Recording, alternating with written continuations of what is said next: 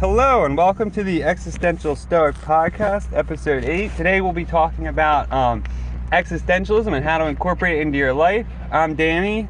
And I'm Randy. Hi, Randy. And this was my job to do the introduction Oh, today, was but it? I guess... Oh, I'm sorry. I screwed up. Yeah, I guess you'll do it 2 weeks in a row. That's fine. Man, now I feel like a jerk. Well, get over it. It's early. Yeah. What do you want from me? I don't know. So today we're talking about existentialism. Yeah, we are. It should be interesting. On the Existential Stoic Podcast, I mean, how did we come up with this idea? I don't know. Really, it was difficult. It took weeks of thinking and brainstorming to figure this one out. Yeah. But I think it'll work, right? So how can you incorporate this into your life? Existentialism, too, I think it's a good topic because it is often, I think it confuses people a lot. It's a very, I think the focus on the individual, too, makes it hard sometimes to understand, like, how to apply this to my life, right? And how to make sense of it.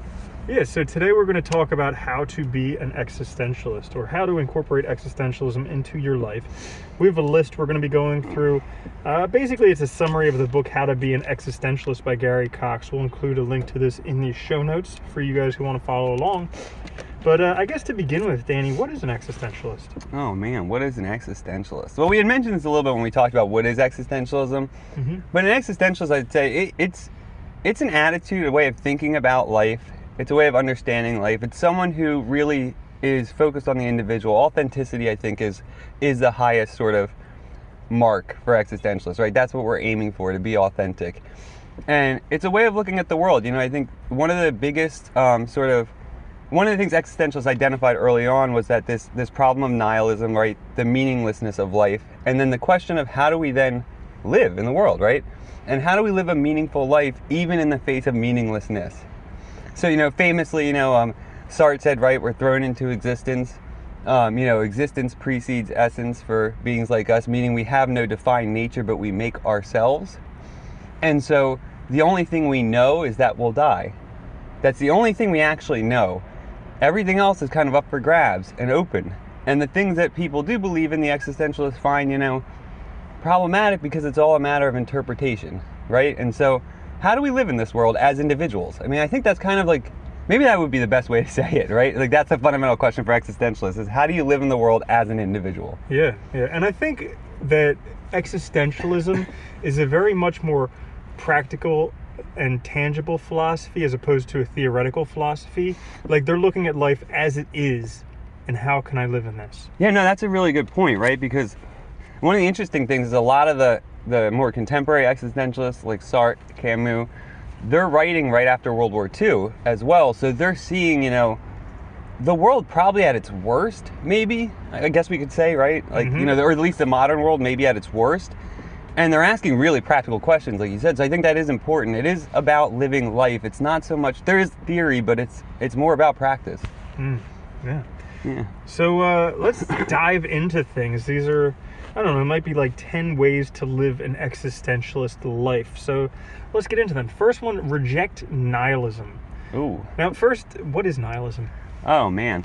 Yeah, so nihilism... asking you all these definitions. I know, right? First thing in the morning. Them up. Damn. No, all right. So anyway. So yeah, nihilism, if you go back to, like, Nietzsche famously diagnosed nihilism as, like, really the major problem for contemporary society. And nihilism depends on how you interpret it. A lot of times it's interpreted as, like, that there is no meaning, right? So that everything's meaningless. Broadly speaking, that can get debatable because, there's always values, right? There's always, like, I always will like coffee. That's personal value. So there are certain, like, meanings like that. The better interpretation is, our highest ideals, our highest meanings have no foundation. And if you think about it, right, if, Nietzsche famously said, like, God is dead.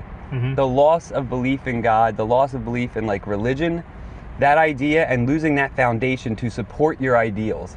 Does that make sense? Because, with God, you have an authority, right? With religion, you have an authoritative view of the world that establishes what has value and what way of life has value and what highest ideals we should strive for. But once you remove that, there's no foundation. And, if you look at science, can't provide that, right? Science can only tell us how the world works, how sort of physical matter interacts, things like that. It can't tell us how to support our highest ideals. And so this is nihilism, right? Nihilism is looking at the world and finding it meaningless, purposeless, right? Because those sort of that foundation, that authoritative support has been removed. Okay, gotcha. If that makes sense. Yeah, it's kind of like rejecting religion.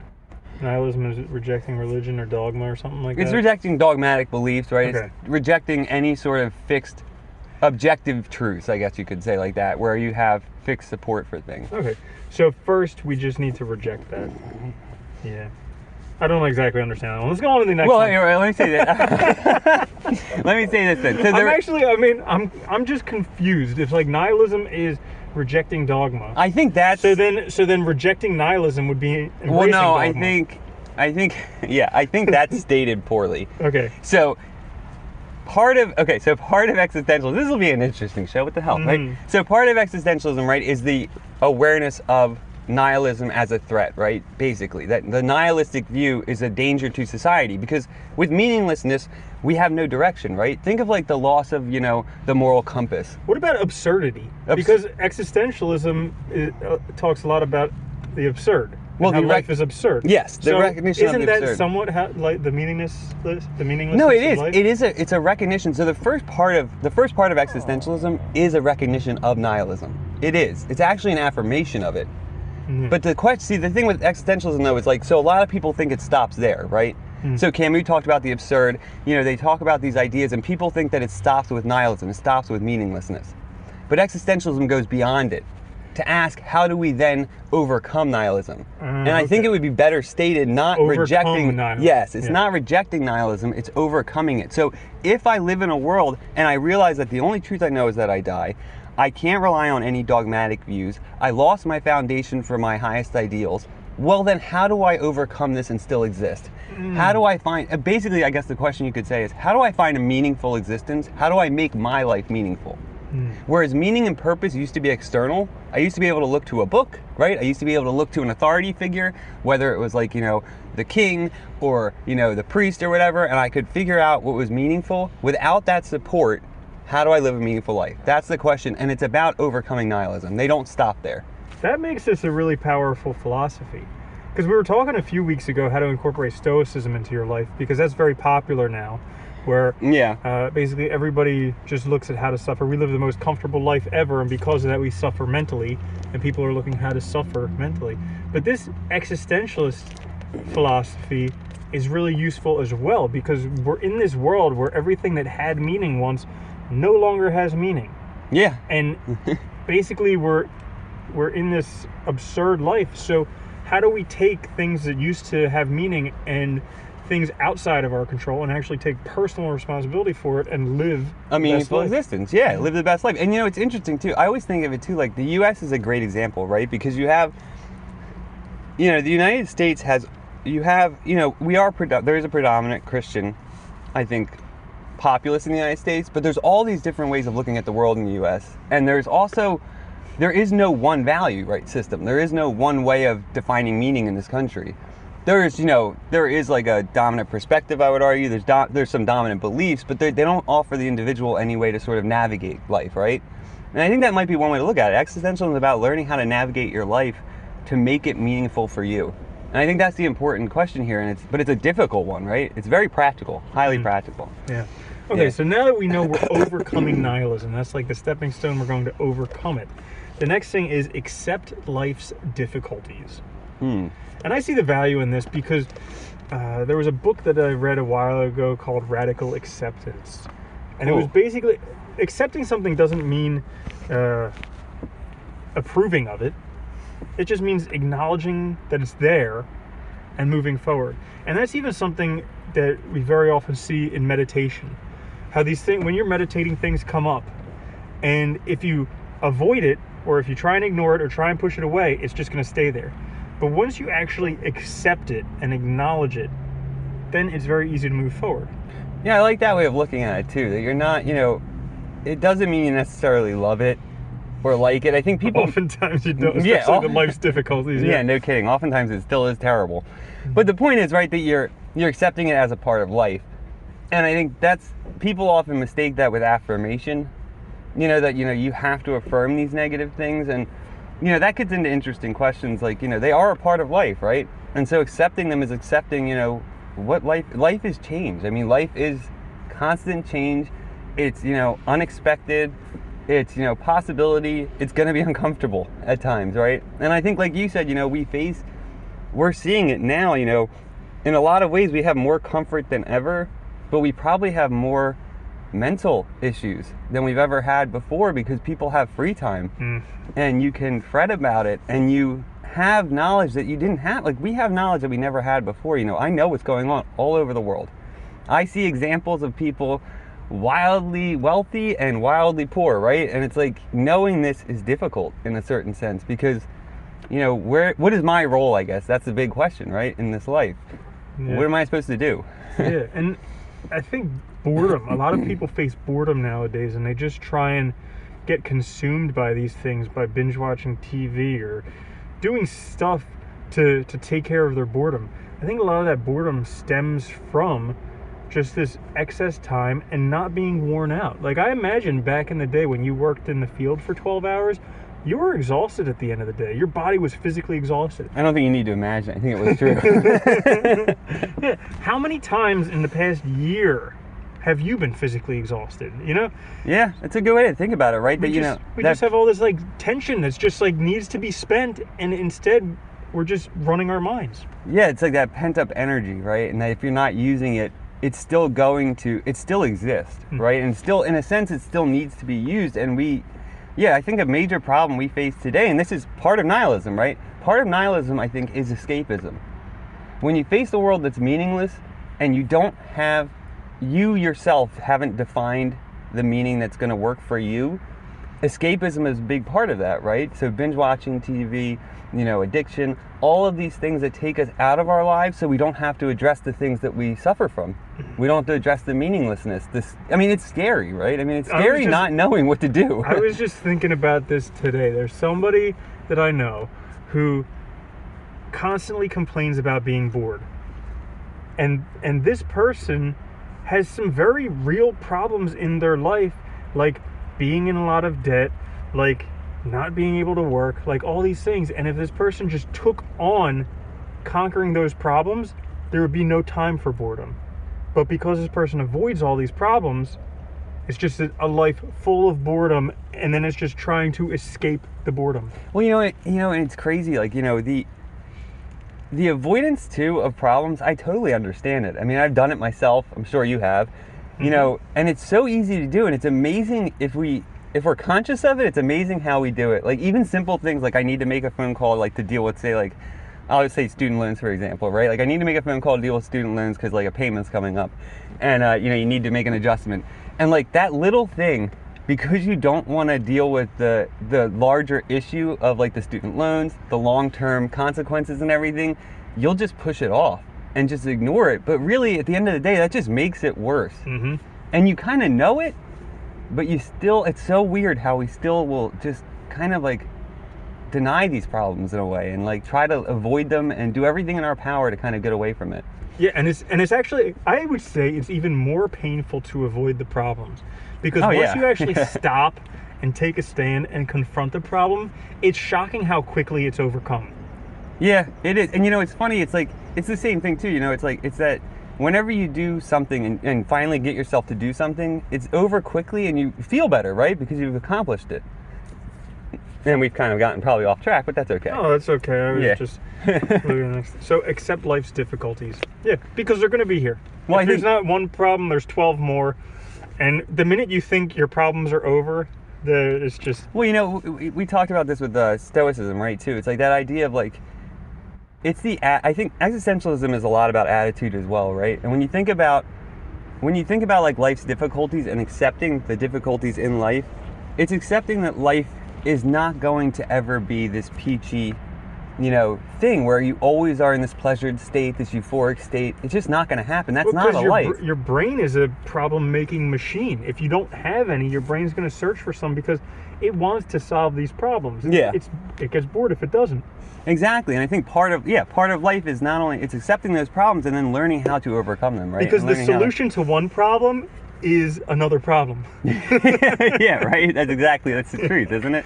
Yeah. We find one solution and we make many more. Okay, so the next step is take action, which I think is one of the most important skills that you can hone in your life is just taking action, because that'll solve so many things. Like, there was a saying that I really liked, that's being impatient with action and being patient with results. Well, that because is a good results saying. are out of our control, but action is 100% within our control. So if you can be impatient with action, just take it, whatever is the next step, just do it. Whatever then, action you can, yeah. And then just be patient with results. They'll come. I mean, it's like sowing the seeds. What you sow, you reap. We've talked about that before too, right? Our expectations have kind of gotten out of whack. We expect everything so soon. Next day delivery. Yeah, right? Or sometimes same day delivery. Same day delivery. And we get so mad when it's not there. And it's like that expectation has kind of screwed up our sense of, and all these stories about people like becoming, going from poverty to extreme wealth in a night. When in fact that's not true, but that's how they love to report it. They make it sensational. And all of that messes up our sense of, our expectations and what to expect in life. Even all the books out there and the courses like learn C++ in 24 hours, learn this in 24 hours, learn this in 1 month. It's just like... You can learn the basics, but you're not going to be an expert, and you're probably not going to be able to use it. Yeah, given a long enough timeline, you can learn anything. Yeah. But everybody has this really short timeline. And, it makes sense. Like Marcus Aurelius said, stop living as if you've got 1,000 years to live. And it makes sense because our life is finite, but it's, we overestimate what we can do in a year and we underestimate what we can do in 10. Yeah, and I think this gets to a fundamental problem too, which is, we, on the one hand, we want to make something of ourselves. We want to do all these things. We want quick results. And the fact is, we also know we have a short life, like you said, right? We always hear like live in the moment, make the most of today, all these things that suggest you should be doing all this stuff right now. And it kind of messes up your sense of how long things take. And this is the important question. I think it's also about finding what is right for you, finding what you want to do, because then you can concentrate and become great at it, right? Mm-hmm. But it's about choosing something. And that is actually the next one. Be decisive. It's like you were reading ahead. I know. And you don't even have to list in front of you. I don't. It's I know. It's crazy, right? Yeah. Be decisive. So this is, because there's so many options right now, so many choices that. Well, it's the Kierkegaard said, very famously, right? The important thing is not what I should do, or it's like what I need to know, like finding a truth that's true for me. And you see this a lot in existentialism, finding that subjective truth, right? And I think a lot of times you hear it talk about as like a unified self or a unified character. So finding like what you're passionate about, what makes life meaningful for you, and unifying yourself around it. Like creating or curating a life around that thing that makes life meaningful for you. Kierkegaard famously, because he was a Christian, he uses the story of Abraham as an example. And one thing you could say about Abraham's life is it was very much unified around faith, right? His faith was the defining feature of his life. And everything in his life is about his faith, right? Now, granted, it's an example from it's a metaphorical example and an example from a story, but that idea works, right? If you find what you're passionate about, find what works for you, find that truth that makes life meaningful, you can then organize your life around that. And essentially, whatever that means, you can develop in the right way, ideally, hopefully, and find, something that works for you. Yeah, and you can decide that life is right for you, and then take action to make that life real. Yeah.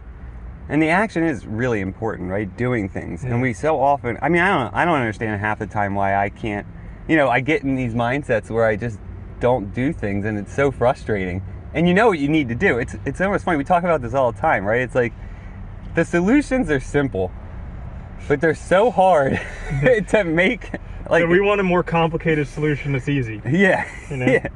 We want the solution to be really complicated and convoluted, but we want it to be really executable and simple, easy. Yeah. When in fact it really is, and it's simple. Yeah. Yeah. Yeah. It's interesting. So, another thing to notice with this be decisive thing is not making a decision is also a decision. And I think that is something that hurts more people than they even realize. That when they have to choose A or B and they choose neither and wallow in them, that's making a decision.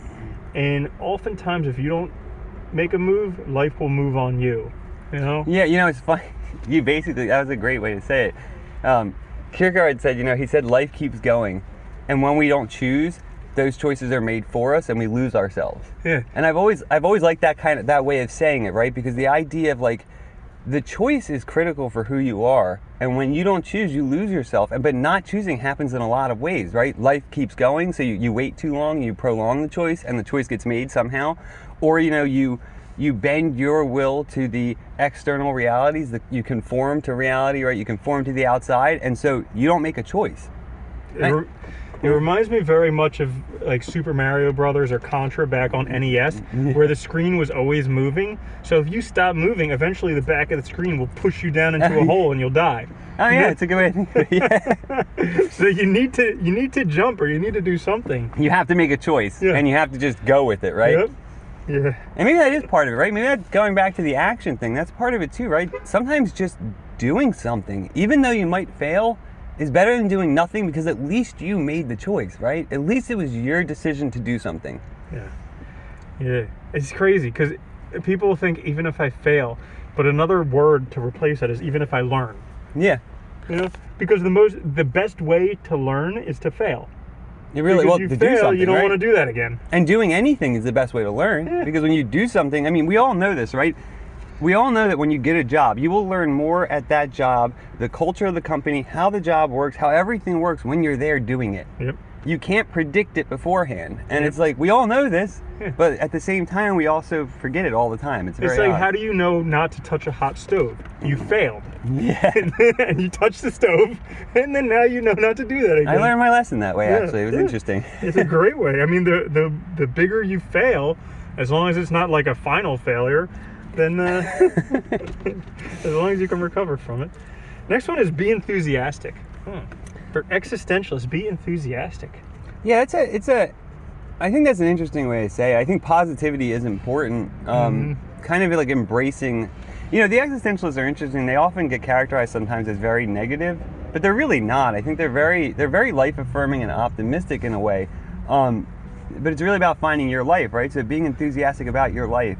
I mean, one way to maybe say that, and one thing I've always loved about it is like, the truth is this is our life, right? That's it. We don't know what else happens, and we're not going to make any assumptions about that or speculate, right? So if we don't do that, this is our life. What are we doing with it? How are we making it our own? And I think looking at it from that perspective, it's really powerful, because when you really think about it and ask yourself that question day in and day out, it kind of is a motivating thing, right? And it can make you maybe more optimistic or positive, because you can take control of your life. Yeah. Maybe that's one way to read it. If you get to choose your life and take action to it and be enthusiastic. Like, one thing I noticed when I was trying to find these lists of existentialists, and there were some other ones where it's like existentialists are very enthusiastic about existentialism. They have very interesting sex lives. And all those things I would say are signs of being enthusiastic. Yeah, right? The sex lives things is funny, because that's, I think, incorporated more with the French and Sartre and what they were doing, but that's all right. It's also, being enthusiastic, I think, is the only way to really take action. Because what's the point of doing an action if you're not enthusiastic about it? Yeah, it's funny. It's maybe another way to say it too is like, so Nietzsche was very against altruism and selfless acts, because he thought that meant like you were doing something but you didn't really want to, right? You're conforming to something external, and you're doing it like selfless. Almost doesn't make sense when you think about it. But if I'm doing something because I care about it, there's more value in that. And I think maybe that's another way to read it, is being sort of like enthusiastic about what you're doing because you're deciding to do it. And maybe that's a good way to think this through, kind of. Definitely.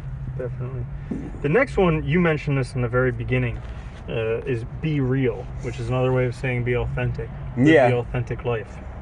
And authenticity, I mean, authenticity is, I would argue, the goal, kind of the ideal for existentialists.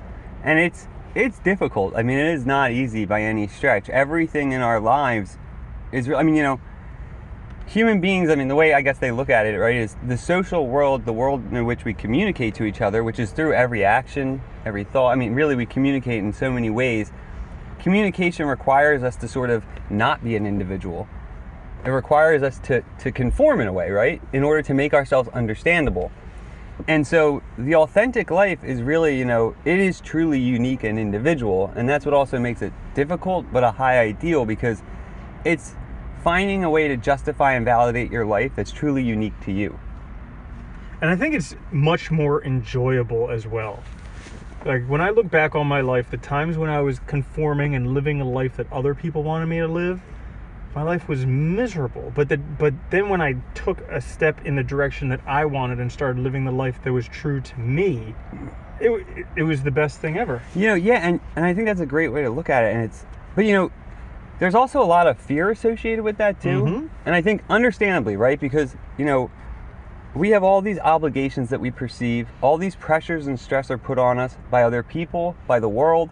You have socialization, social conditioning, you have school, which indoctrinates you to thinking a certain way, and to being afraid of learning. Yeah, to being afraid of being. Isn't that funny? School's supposed to teach us, and it makes us afraid to learn. It makes us afraid to learn. It makes us afraid to fail.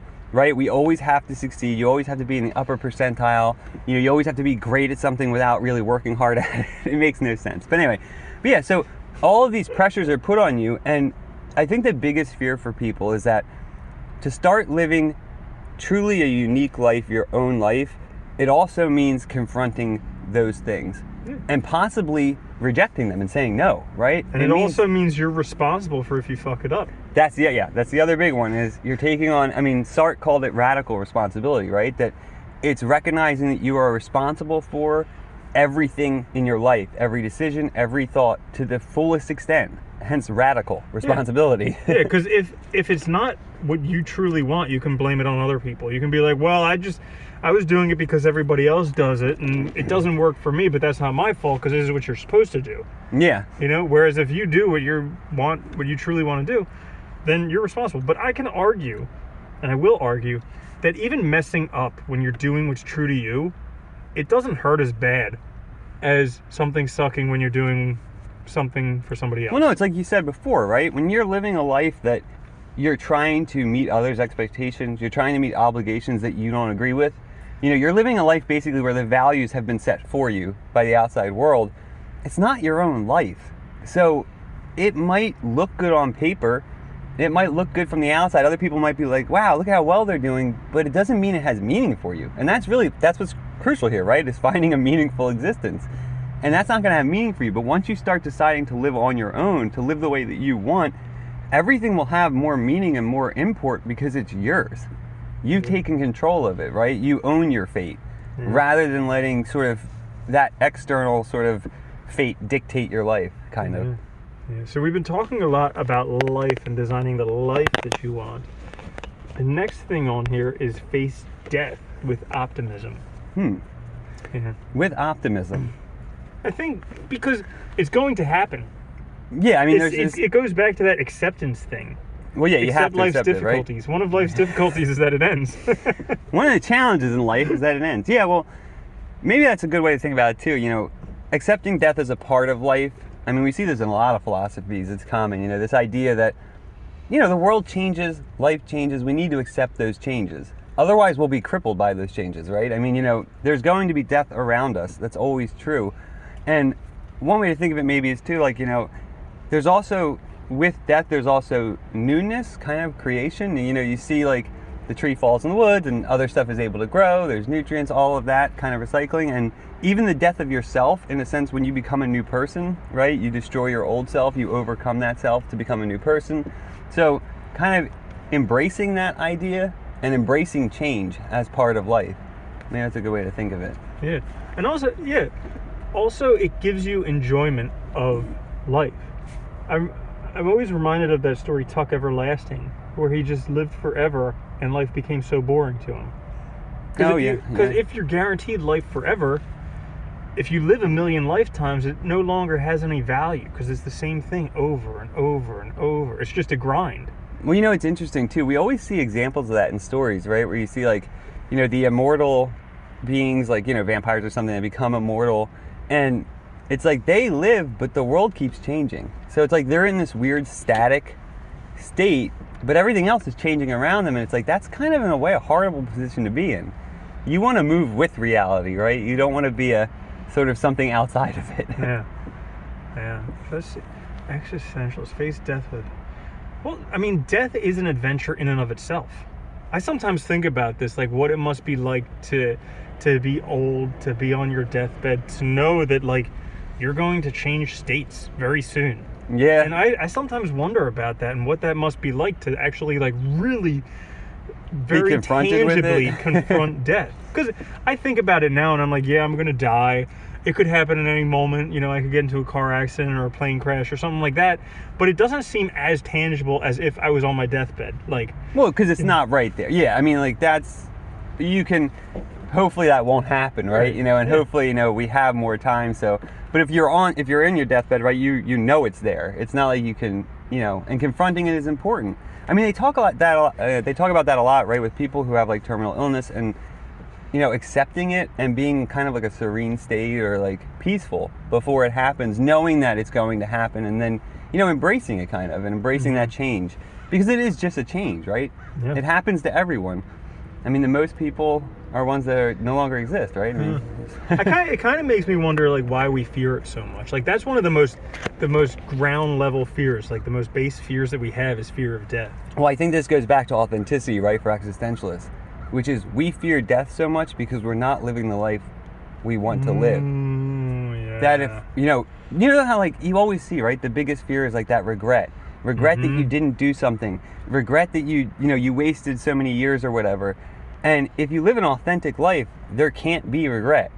I mean, there's no way to regret anything if you've done everything that's right for you. That is such a good point. And I think that's the biggest fear, right? That we fear death normally because we're afraid of losing all the things that we have in life. We're afraid of, you know, all these things we didn't do. We're afraid that we lived a life that wasn't right for us. And you're able to embrace death, though, if you've lived in a way that's right for you. I think that's kind of, they go together, right? They have to. Yeah. Wow. That's a good way of looking at it. So the next one is recognize the negative. Again, I think this is kind of embracing death, same type of thing, because you can't have one without the other. And this is one of my biggest qualms with life nowadays with social media. Because damn it. Yeah, because you're supposed to have this life where it's always on. You're always happy. Everything's always great. If you're feeling shitty, there's something wrong with you because you should be feeling like the sun shining out of your butthole 24/7. Oh, it's the worst. Yeah. And it's just not a real life. I mean, sure, it looks great on social media. You see these pictures of people, their curated life, where they just show you every happy moment in their life, and it looks like their life is all sunshine and rainbows. Yeah. But that's not life. No. You can't have positive without negative. They just don't. It doesn't. If you don't have negative, there's no positive. It doesn't exist without its opposite. Well, the other thing too is I think the negative, you know, it's like you see this in Stoicism too. The idea that the negative and the difficulties in life are where we learn.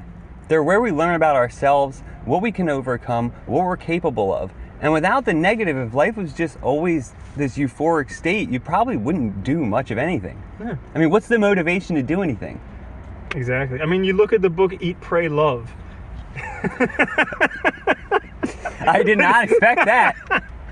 Have you read that? I have read it, yeah. Oh, okay. Was it good? Yeah, it was really good. Oh, okay. But it just, I mean, everybody loves that book because she's taking adventures to Italy and to India and to some islands.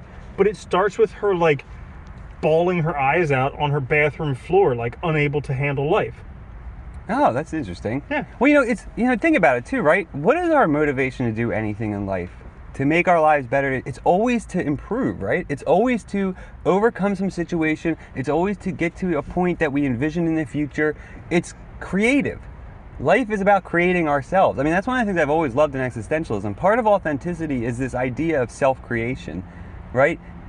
Becoming who you are is a nice way that they always say it, right? Figuring out who you are and becoming that person, creating that life. And those difficulties are essential, because that's what motivates us to create, right? To become better. We want more money. We want a job that's more meaningful. We want a relationship that's meaningful, right? So we're motivated to work on things and do things. But if it wasn't a struggle, we wouldn't have those motivations. If we didn't feel dissatisfied at times, we wouldn't recognize things that could be improved upon. Yep, 100%. So, I mean, that is a common feature you see a lot, where it's like this idea that, you know, suffering, strife, we always look at them as these negative things nowadays that should be avoided. And I think you're right. Social media and stuff, this curated life kind of gives us this idea that they shouldn't exist. They shouldn't be part of our lives, right? That's bad. But the reality is that they are part of life, and it wouldn't be life without them. And we don't have to look at them negatively. We can look at them as positives, right? As our opportunities for change, for growth. They're still difficult, don't get me wrong. I don't want to underplay that, but there always will be challenges. And I think part of embracing life is embracing those challenges. Yeah. I think someone who does it very well is Gary Vaynerchuk. He's like a social media mogul, but he always talks about how he loves the challenge. He embraces the difficulty. He loves that part. And if you can really develop that mindset to where you love the challenges, then, because with each challenge, it's going to bring something good. Yeah, it will. I mean, it's interesting. One of the things that you see common in existentialists is this idea that human beings, we're meaning makers, right? We're always looking for a way to make the world intelligible to us, to make it understandable. And we can create meaning, and we are creative beings, right? And part of creation is essentially solving problems, right? It's part of creating is finding unique, novel ways to overcome things that are, work for us. And as long as we're doing that, we're being creative, we're active, we're part of the world, as opposed to sort of just a passive entity in the world. Yeah, we get to create. And so part of, I guess, the other half of recognizing the negative is understanding the next thing, that pleasures are fleeting. And this sucks. Yeah. I hate it. I hate it. I don't like it either. Yeah. Because I always know that, whenever I'm enjoying something, I'm like, damn, this isn't going to last. Yeah.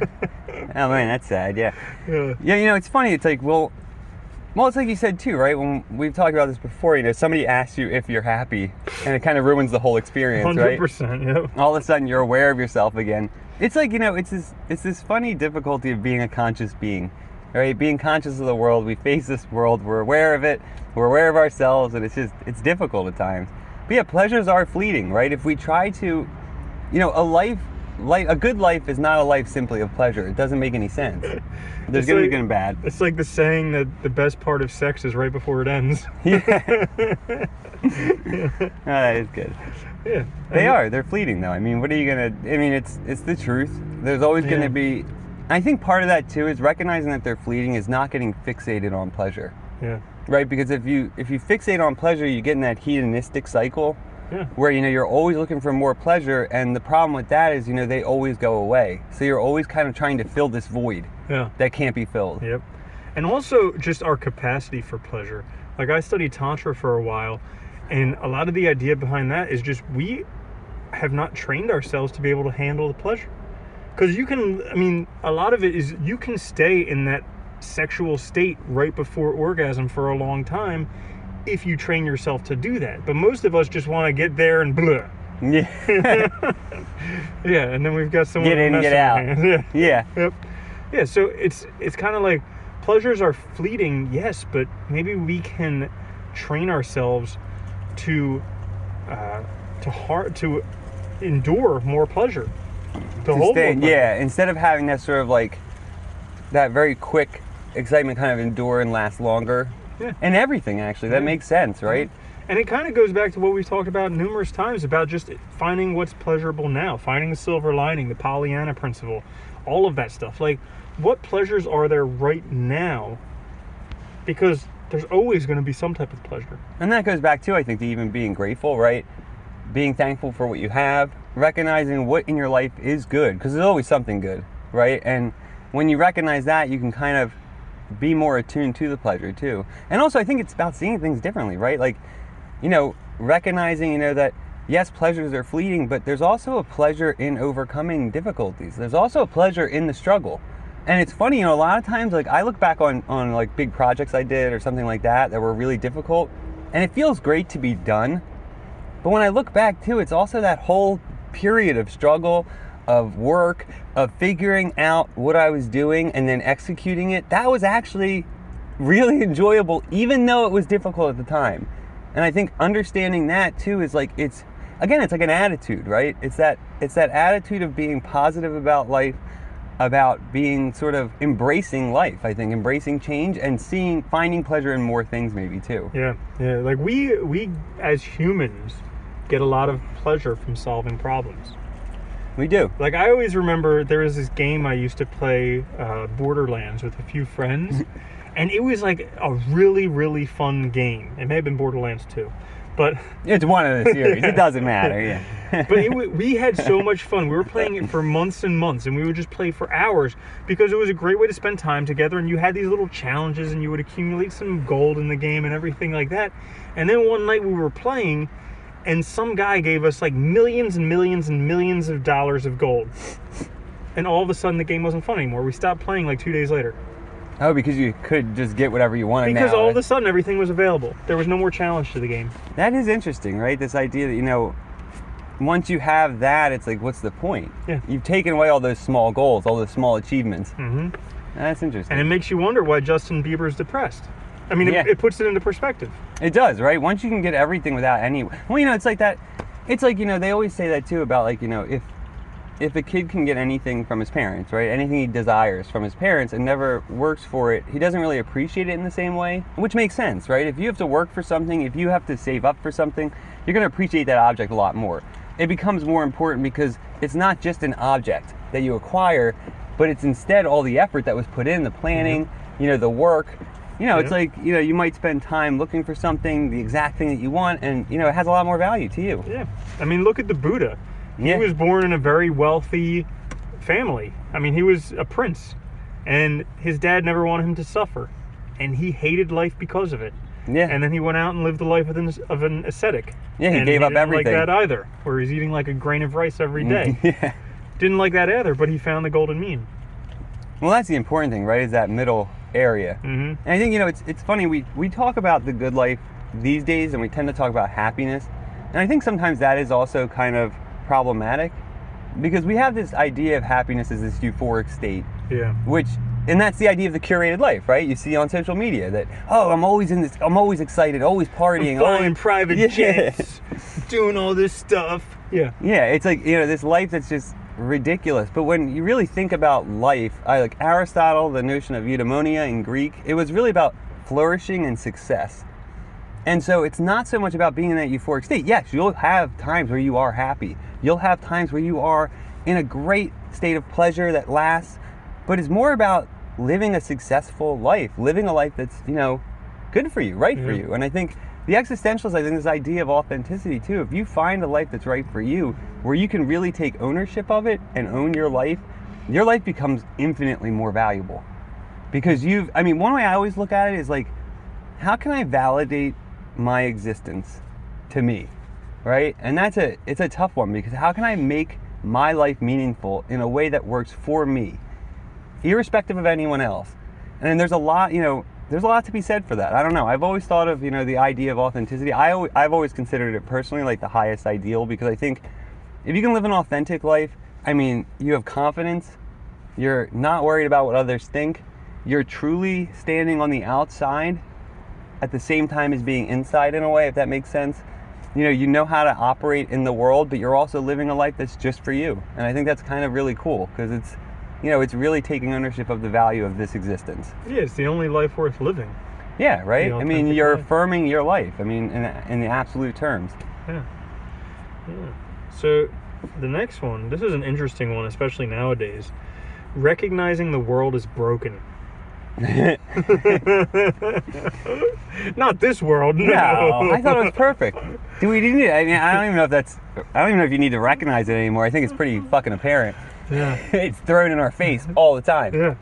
Well, you know, I think it's more than just recognizing the world is broken. Yeah. Like recognizing the world is broken, and that you can still live an authentic life. Yeah, and I think maybe that's part of it too, is also just that, you know, it's a shame that more people don't take we were just talking about this before, the idea of responsibility. I think, you know, is part of why things are so broken, is that no one seems to be accountable for anything anymore. No one seems to take responsibility for anything. Ever since some old lady spilled the coffee on herself at McDonald's. Oh my God, that was the moment, wasn't That was it? the beginning of it. That was when people Yeah. lost all sense of personal responsibility, and all of a sudden they're like, it's someone else's fault, I'm going to sue them. Didn't she get like $3 million or something Yeah. for that? Yeah. Granted, it was hot, but still. Yeah, Yeah. but I mean, what type of retard doesn't understand that coffee from Starbucks? Like, who is that a surprise to? I don't know. Apparently it was to her though. But actually it's interesting, right? And that even the mentality is to sue for every, like, you know, you slip and fall in a store and you're going to sue the store. Like, or you slip and fall on somebody's, sidewalk and you're going to sue the individual. Yeah. It's kind of insane, right? I think it's accentuated in America. Like, America has 90 to 95% of the world's lawsuits occur in America. That makes sense. Yeah. I mean, it makes sense because we don't hold ourselves accountable for anything. And everybody wants to get rich quick. Yeah, we were talking about this earlier too. Like, I see this. It's funny. I talk to my, when I'm teaching environmental ethics right now, and I talk to my students all the time. Each individual has power to make change. And one of the problems, I think, one of our fundamental problems is we look at these big issues like morality, the environment, and we act like our individual efforts, we just reject their sort of efficacy. We say, well, I'm just one person, it can't change anything. But the reality is that it has to start with one person, right?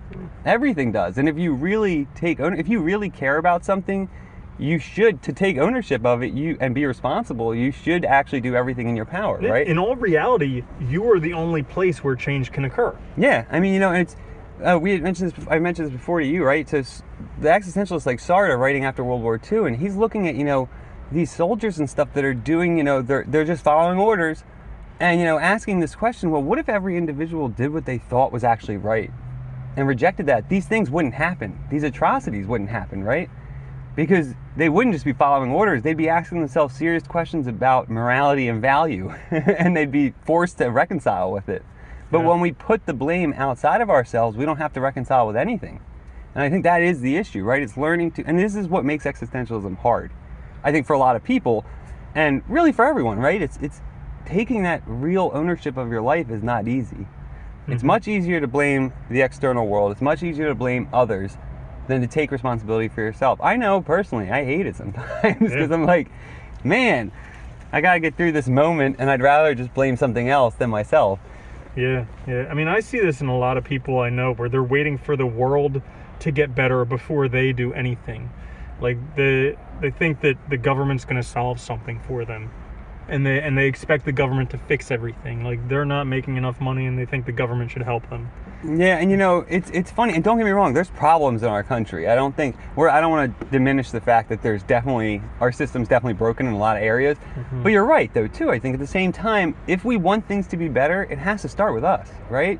We have to be the point where our lives become better. We have to be the motivating factor, because no one's going to do it for you. No one's going to come. I mean, it's like, it's funny. It's like almost like, I know this is a weird way to think of it, but it's almost like, you can't dream about winning the lottery if you didn't buy a ticket. It doesn't make any sense. I'm not saying you should do that. They're terrible odds. Yeah. But still, right? I mean, the idea that, like, when people kind of like fantasize or get mad at other people, get jealous because of good things that happen, it's like, well, they did something. Right. You can't be mad if they did something and you didn't. Yeah. Yeah. I mean, like, every single person that you see, like Zuckerberg or Justin Bieber, it's like, if you want to be jealous about Bieber, do you play guitar? Do you sing? If you want to be jealous of Zuckerberg, do you program? Like, all of these things, if you want to be jealous, take a look at yourself and see what you're not doing. Yeah, and it's hard. That is a difficult thing to do, right? And I think, but this is the other issue, right? It's finding what works for you. I think it's, and I always like existentialism. They talk about, like, passion, right? The subjective truth. It's finding what makes your life valuable. And it's not an easy pursuit. It's going to take time. And it's something you have to work at, just like Stoicism as well. I think all of these, this attitudinal change, this shift in how you look at the world, it will not happen overnight. That's such a good point. It takes time, because you always hear about, as you get older in life, you stop caring so much about other stuff, and you start just enjoying life more. And it is one of those things that takes time. Like, nowadays, I feel like there's a ridiculous amount of pressure on young people to be super successful by the time they're 21, or else they're a failure. Yeah. And it's like, by the time you're 21, you've barely tasted life. Yeah, you have no idea you might not even know what you want to do. You might have been only doing things that other people have told you to do, basically. Yeah. Right? And then half of you are forced into college, where you're supposed to decide what you want to do for the rest of your life and go hundreds of thousands of dollars into debt to do so, which is the most messed up system ever. It really is, yeah. We could do a whole special on that. We should. We really should. Yeah, and maybe next week. Yeah, and I think everything takes time. You have to put work into it, and you have to really dedicate yourself to it, and don't expect quick change. I think that's the important part, right? But it's like we've said before too, right? If you start now, and I think that's what I've always loved about the idea of authenticity too, is if you start living your authentic life now, it's only going to be better, right? Starting now, being proactive now will make life better. And it's not always easy, but it absolutely always works. And that brings us to the last topic, quit complaining. Oh. Because life is going to suck. We've already accepted life's difficulties. Yeah. We've already seen the positive that we're going to die. What value does complaining actually add? Well, I think this is, that is the point, right? Is like, really, what does complaining get us? And I mean, I guess it is sometimes important to vent. They always talk about that. Yeah, it feels a little cathartic. Sure. It does. It can get something off your chest, especially with very difficult moments. But complaining, like just the idea of complaining, I always think of somebody who's just really hyper-focused on that thing and just constantly harping on it. But it's like, if you're not doing anything, do you have a right to complain? And that's another way to maybe look at this. When you really think about responsibility, personal responsibility, is if I'm not doing anything to better my situation, do I have a right to even complain about it? Yeah. And another thing that I've thought of is, you know how they say, like, when your car's out of control, it's going to go wherever you're looking? Like, they tell people that if your car's sliding on ice or snow, look where you want to go. Because if you look at the telephone pole, you're going to go into the telephone pole. Yeah. Well, that's kind of with this instruction, quit complaining.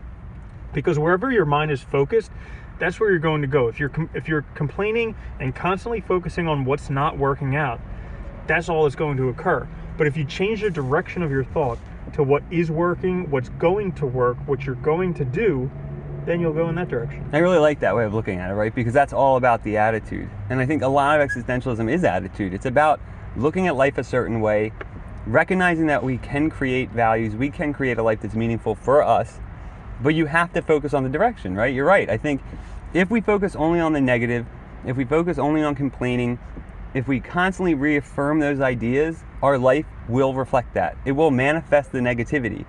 I mean, I think there is a direct connection between that. If you think positively, your life will have more positivity in it. You will start to see things differently. And I think it is not, again, it's not easy though. And sometimes you have to actually, like, I've noticed, like, I actually tried this. I started to force myself to think positively about certain things. And it didn't work all the time, but it actually, over time, I noticed, like, a really huge increase in my attitude, my positive attitude, because it started to become really, I started to really recognize what was positive after kind of forcing it. You start to really see that, oh wait, this is good. And when you start to think that way, it becomes a lot easier to put things into action, to take responsibility, and to create your life, essentially. That's the, that's the idea. Yeah. And a lot of people are against positivity because they're like, I'm realistic.